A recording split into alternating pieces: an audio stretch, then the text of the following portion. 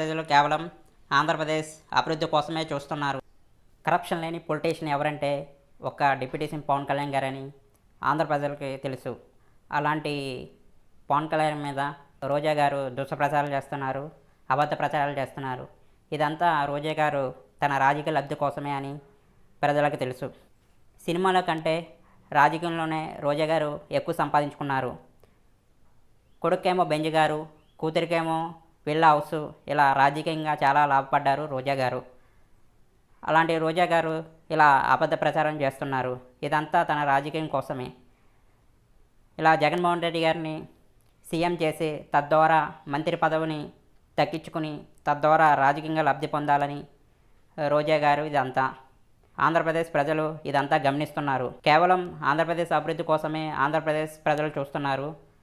ఆంధ్రప్రదేశ్ అభివృద్ధి కేవలం కూటమి ప్రభుత్వం వల్లే సాధ్యం అవుద్దని